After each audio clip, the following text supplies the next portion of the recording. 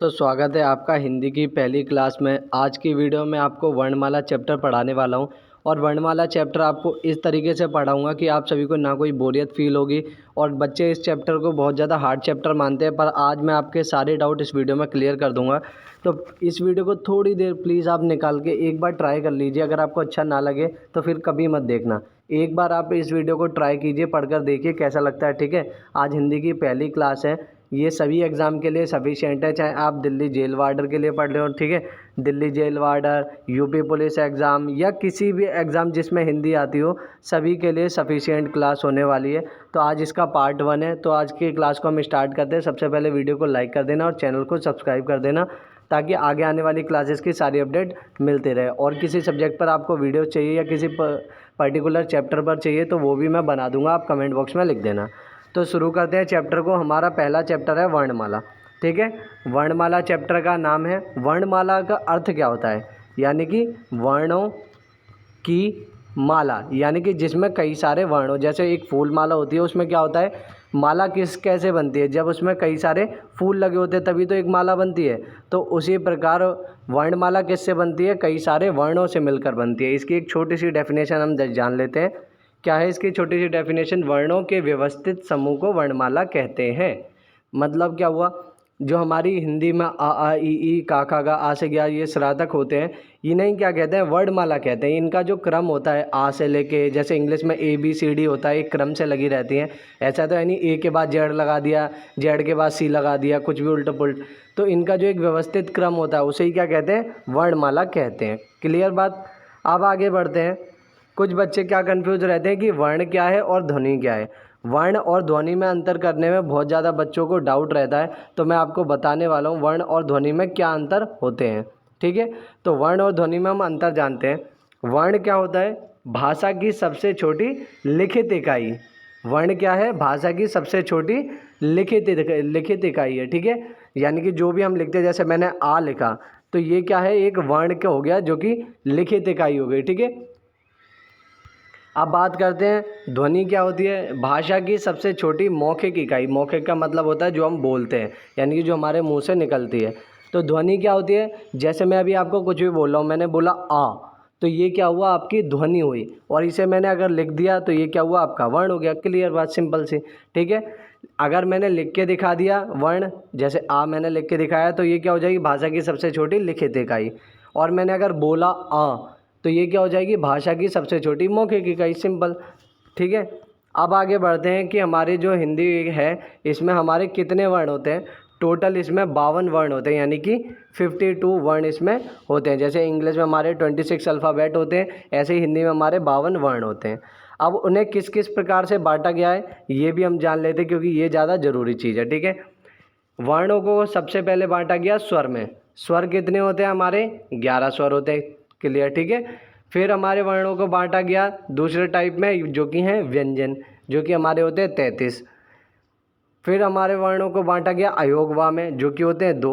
उसके बाद संयुक्त व्यंजन, जो कि आपके होते हैं 4। और लास्ट में बांटा गया उत्क्षिप्त व्यंजन, जो कि होते हैं 2।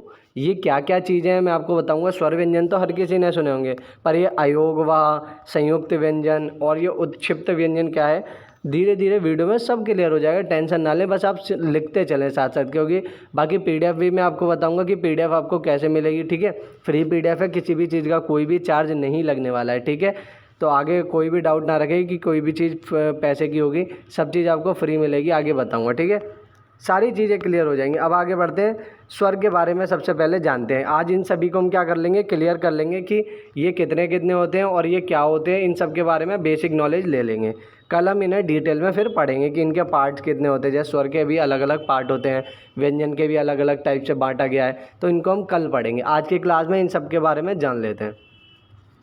तो सबसे पहले जानते हैं स्वर के बारे में। स्वर क्या है, जो स्वतंत्र रूप से बोले जाते हैं, यानी कि जिसमें किसी भी और वर्ण की सहायता नहीं लगती, जो कि अपने आप यानी कि स्वयं से बोले जाते हैं। स्वतंत्र मतलब जिसमें किसी की भी सहायता ना हो। जैसे हम पहले क्या थे, पराधीन थे, यानी कि अंग्रेजों के अधीन थे हमारा देश जब था। उसके बाद हमारा स्वतंत्र हो गया देश। स्वतंत्र का मतलब क्या हुआ, हमारा देश किसी के भी कंट्रोल में नहीं है, हमारा देश किसी के अधीन नहीं है, हमारा देश स्वतंत्र हो चुका है। ठीक है, इसमें अपने नियम कानून है।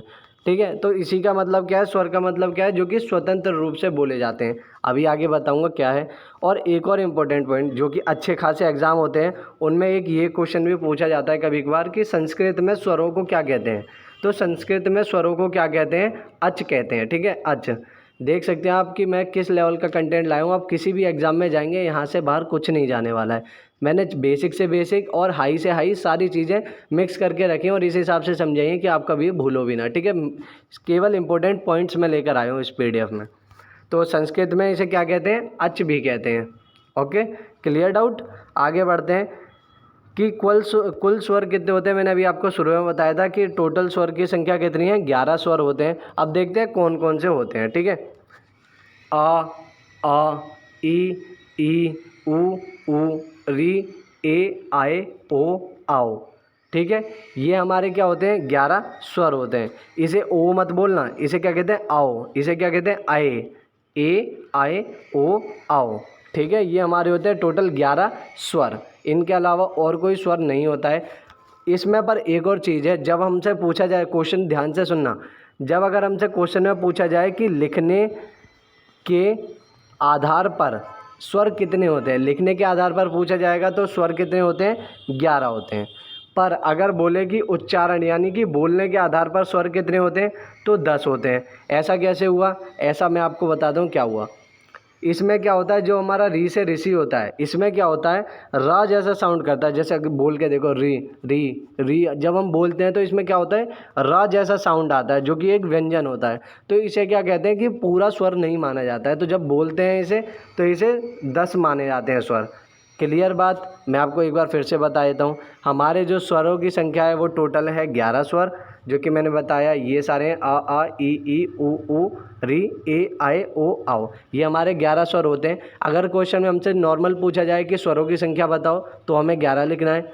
लिखने के आधार पर स्वरों की संख्या बताओ, तो भी हमें 11 लिखना है। पर अगर वहाँ पर ऐड कर दे कि उच्चारण यानी कि बोलने के आधार पर स्वरों की संख्या कितनी होती है, तो हमें केवल 10 लगाना है। क्यों लगाना है, क्योंकि जो री होता है हमारा, री से ऋषि, ये क्या होता है, बोलने में स्वर जैसा साउंड, व्यंजन जैसा साउंड करता है। री रा रा रा जैसी आवाज़ आती है, इसमें री को नहीं गिना जाता है। ठीक है, आई होप कि आपको स्वर क्लियर हो गया होगा।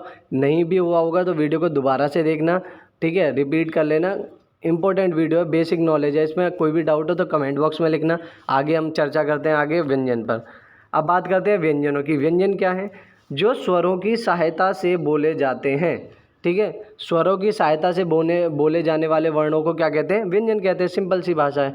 ठीक है, हमने स्वर के बारे में क्या जाना था, जो कि स्वतंत्र रूप से बोले जाते हैं। रिपीट करिए साथ के साथ, स्वर जो कि स्वतंत्र रूप से बोले जाते हैं, व्यंजन जो कि स्वरों की सहायता से बोले जाते हैं। जैसे कि हम अगर कोई भी व्यंजन लिखते हैं तो वो क्या होता है, हमेशा ऐसे लिखते हैं, क अ। जब हम बोलते हैं, इसे एक बार आप बोल के देखिए, क, एंड में किसका साउंड सुनाई दे रहा है, अ। आ का सुनाई दे रहा है, देख कोई भी बोलो, र। आ का साउंड एंड में सुनाई देगा, ख, एंड में आ का साउंड सुनाई देगा, ई। ठीक है, ई तो हमारा स्वर ही हो जाता है। जैसे और म, सब में क्या आ रहा है, ये स्वर आते हैं, एंड में स्वर सुनाई देता है। ठीक है, तो इसलिए इन्हें क्या कहते हैं कि ये स्वरों की सहायता से बोले जाते हैं। तो व्यंजन क्या होते हैं, जो कि स्वरों की सहायता से बोले जाते हैं। जैसे कि को, एंड में क्या सुनाई दे रहा, ओ। तो ये सारी आवाज़ें आती हैं इनमें स्वरों की आवाज़, इस वजह से इन्हें क्या बोला जाता है, स्वरों की सहायता से बोले जाने वाले। ठीक है, जब भी हम व्यंजनों को अगर अकेला लिखेंगे बिना स्वर की सहायता से, तो हम क्या लगाते हैं, उसमें हलंत लगाते हैं, फिर हम इसे क पढ़ते हैं, के। ठीक है, आधा, इसमें ये हलंत लगता है, इसका मतलब होता है कि ये आधा हो गया। जब इसे हम आधा कर देते हैं तो इसमें स्वर नहीं होता है। जब ये अगर पूरा लिखा जाएगा तो ऐसा कोई व्यंजन नहीं है जिसमें स्वर की आवाज़ ना आए। ठीक है, क्लियर हो गई होगी आपको बात। जैसे संस्कृत में स्वरों को अच कहते थे, ऐसे ही संस्कृत में व्यंजनों को क्या कहते हैं, हल कहते हैं। ठीक है, ये आप पॉइंट नोट कर लेना। ठीक है, सारे मैं केवल इंपॉर्टेंट पॉइंट लाया हूँ, बाकी पीडीएफ में आपको दे ही दूंगा। अभी आपको बताऊंगा कहाँ मिलेगी। कुल व्यंजन कितने होते हैं आपके, 33 यानी कि 33 होते हैं, जो आपके नॉर्मल का, खा, गा, घा से लेके श्रा तक चलते हैं। वो आगे आपको मैं जब अगली वीडियो आएगी उसमें बताऊँगा क्लियरली। ठीक है, अभी आप केवल संख्या जान लो। अब बात करते हैं अयोग वाहक कितने होते हैं। अयोग वाहक की बात करें हम, अभी आप सभी को डाउट होगा कि अयोग वाह ये कौन सी चीज़ आ गई। स्वर व्यंजन तो हर किसी ने सुना था, ये अयोग वाह, उत्क्षिप्त व्यंजन ये क्या आ गए। तो ये नेक्स्ट वीडियो में आपके सारे डाउट क्लियर कर दूंगा, टेंशन मत लो। अभी आप केवल इनके बारे में बेसिक चीज़ें जान लो। अयोग वाक्य कितने होते हैं टोटल? टोटल 2 होते हैं। कौन कौन से होते हैं? एक तो अंगा, ठीक है, और एक अणा, अहा, ठीक है। इसे कहते हैं ना, जब हम पढ़ते हैं आ आ ई ई उ ऊ री ए आई ओ औ, अंगा अहा का खा गा घा, उसके बाद पढ़ते हैं। तो ये जो 2 होते हैं ये भी तो होंगे कुछ ना कुछ, इनका भी तो कुछ नाम होगा। तो इन्हें क्या कहते हैं? इन्हें अयोगवा कहते हैं। और इनका अकेले का नाम क्या है? ये भी बहुत इंपॉर्टेंट है, कई पेपरों में पूछा भी जाता है कि अंगा को क्या कहते हैं? अनुस्वार कहते हैं, ठीक है। अंगा को क्या कहते हैं? अनुस्वार कहते हैं। और अह को क्या कहते हैं? विसर्ग कहते हैं। जैसे हम कहते हैं ना, ये प्रातः है, एक सेकंड, जब हम लिखते हैं प्रातः तो इसमें क्या आता है? ये अह, पीछे आता है ना अह, प्रातः अह, ठीक है, दुख ह, ठीक है। ऐसे करके इसका क्या नाम होता है? विसर्ग होता है, और इसका नाम होता है अनुस्वार होता है। इन दोनों को क्या कहते हैं? अयोगवाह कहते हैं। तो ये 2 होते हैं। क्लियर हो गया होगा आपको डाउट, ठीक है। अब बात करते हैं संयुक्त व्यंजन की। संयुक्त व्यंजन की बात करें तो संयुक्त व्यंजन क्या होते हैं? जो कि 2 व्यंजनों से मिलकर बनते हैं, ठीक है। संयुक्त व्यंजन क्या है? जिसमें 2 व्यंजन हो। इसका नाम ही क्या है? संयुक्त। संयुक्त मतलब जिसमें किसी का जोड़ हो, यानी कि मिक्सचर हो, और व्यंजन लिखा है, यानी कि मिक्सचर ऑफ व्यंजन। तो इसमें क्या होंगे? 2 व्यंजन लिखे होंगे। कैसे लिखे होंगे मैं भी आपको बताता हूँ। इसमें क्या होंगे? 2 व्यंजन होंगे। जैसे यहाँ पर लिखा है ये, इसे क्या पढ़ते हैं आप? ज़्यादातर लोग पढ़ेंगे छा, तो ये छा नहीं होता, इसे पढ़ते हैं कशा, कशा, ठीक है। इसे क्या बोला जाता है? कशा। इसमें कौन कौन से व्यंजन होते हैं? क और श। इसे क्या बोला जाता है? कशा। तो ये क्या होता है? एक संयुक्त व्यंजन होता है। बाकी नेक्स्ट वीडियो में मैं आपका ये डाउट भी क्लियर कर दूंगा। अभी आप बेसिक समझ लीजिए कि संयुक्त व्यंजन कौन कौन से होते हैं। बाकी जैसे ये त्रा होता है, तो ये किससे मिलकर बनता है? ता और रा से, ठीक है। स्रा होता है, शा और रा से मिलकर बनता है। ये सारे मैं आपको नेक्स्ट वीडियो में डाउट क्लियर कर दूंगा। अभी आप बेसिक जान लो। संयुक्त व्यंजन कितने होते हैं? हमारे 4 होते हैं। कौन कौन से? कशा, त्र, ज्ञ, स्र, ठीक है। ये आपके 4 होते हैं संयुक्त व्यंजन। अब बात करते हैं उत्क्षिप्त व्यंजनों की। उत्क्षिप्त व्यंजन क्या होते हैं? उत्क्षिप्त व्यंजन आपके टोटल होते हैं 2। कौन कौन से होते हैं? ढ और ढ, अड़ा और ढा, ठीक है। ये आपके होते हैं 2 उत्क्षिप्त व्यंजन। बस इतना ही आपके लिए आज इतना जानने का था। बेसिक वीडियो थी आज आपकी वर्णमाला की। नेक्स्ट वीडियो में इनके पार्ट्स भी कवर करूँगा, ठीक है। अभी आपको फ्री पीडीएफ बताता हूँ कैसे मिलेगी। बाकी अगर आपको कोई भी डाउट हो तो कमेंट बॉक्स में लिख देना, ठीक है। अब मैं आपको बताता हूँ फ्री पीडीएफ आपको कहाँ मिलेगी। आपको जाना है इंस्टाग्राम पर फ्री पीडीएफ के लिए शिवा स्टडी सेंटर, ये वाला अकाउंट आप सर्च कर लेना, ठीक है। जिस लोगों से चैनल पे लगा हुआ है ना ब्लू कलर का, यही लोगो मेरे चैनल पर लगा होगा, ठीक है। लगभग 100 के करीब इसमें फॉलोअर है। न्यू आईडी आप सभी के लिए कहने पर ही मैंने बनाई थी। तो आप सभी वहाँ पर ज्वाइन हो जाना, वहाँ पर आपको ये पीडीएफ मैं प्रोवाइड करा दूँगा। बाकी व्हाट्सअप चैनल भी हमारा शिवा स्टडी सेंटर, वहाँ उस पर उसका लिंक भी मैं आपको इंस्टाग्राम पर ही सेंड कर दूँगा। वहाँ पर मैं बहुत अपडेट देता रहता हूँ, तो वहाँ भी जुड़ जाना। बाकी आज की वीडियो के लिए इतना ही। नेक्स्ट पार्ट में पूरा क्लियर कर दूँगा वर्णमाला को। बताना आज का सेशन कैसा लगा। मिलते हैं अगली वीडियो में, तब तक के लिए जय हिंद।